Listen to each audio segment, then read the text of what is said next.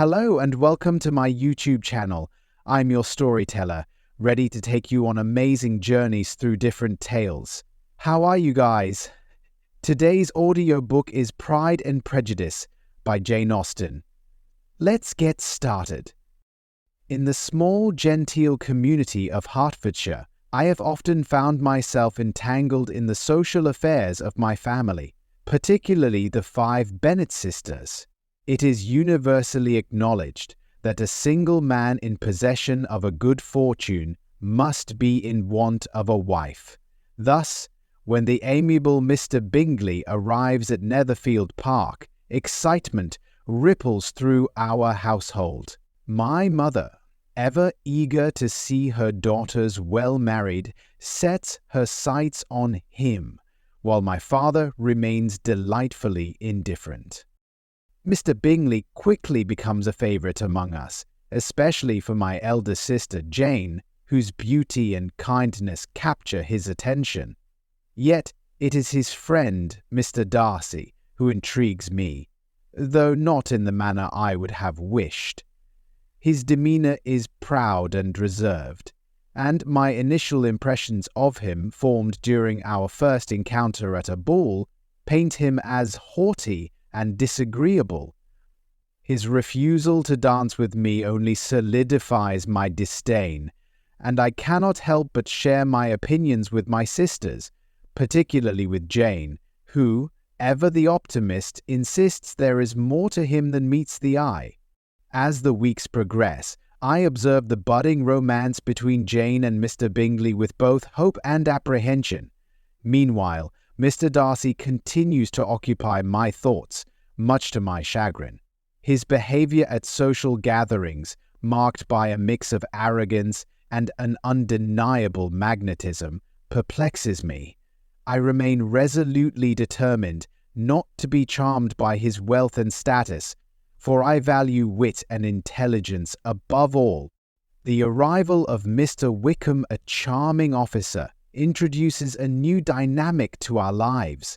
His engaging conversation and apparent grievances against Mr. Darcy capture my sympathy, leading me to form a rather unfavourable opinion of the latter.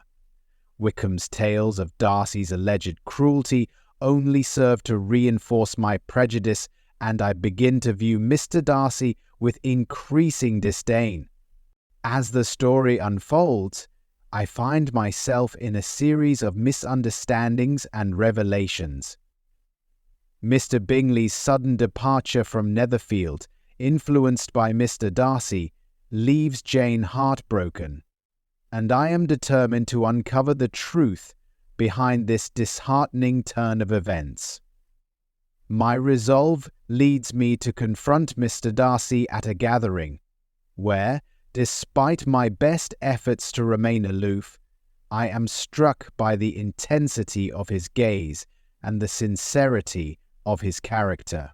The turning point of my narrative occurs with Mr. Darcy's unexpected proposal. His declaration of love, however, is marred by his condescension as he speaks of my lower connections and family's lack of wealth. I am both astonished and insulted, and my refusal is firm and clear. I articulate my feelings about his pride and the interference he has caused in Jane's happiness. This confrontation, rather than closing the door, opens my eyes to the complexity of his character. Following my rejection, I receive a letter from Mr. Darcy that elucidates his actions and reveals the truth about Mr. Wickham. I am both humbled and ashamed, realizing how readily I accepted Wickham's charming facade without knowing the whole story. This revelation forces me to confront my own prejudices and the judgments I have made hastily. As summer gives way to autumn, I find myself reflecting on the nature of pride and prejudice, two qualities that have colored my perceptions and interactions throughout the narrative. My journey becomes one of self-discovery as I learn to navigate the complexities of society and the relationships within it. Mr. Darcy, too, embarks on a path of transformation, showing a willingness to humble himself for my sake. The plot thickens when I visit Pemberley, Mr. Darcy's estate, which leaves me awestruck by its grandeur and beauty. The warmth of Mr. Darcy's household and the sincere affection displayed by his sister Georgiana reveal a side of him I had not previously acknowledged. It is here that I begin to see him in a new light, recognizing the depth of his character and the sincerity of his affections. As fate would have it, our paths cross once more under dire circumstances. My family's reputation is threatened when my youngest sister, Lydia, elopes with Mr. Wickham, bringing disgrace upon us.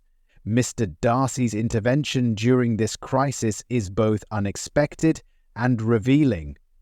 His willingness to assist my family despite the precariousness of our situation showcases a nobility of spirits that I had not anticipated.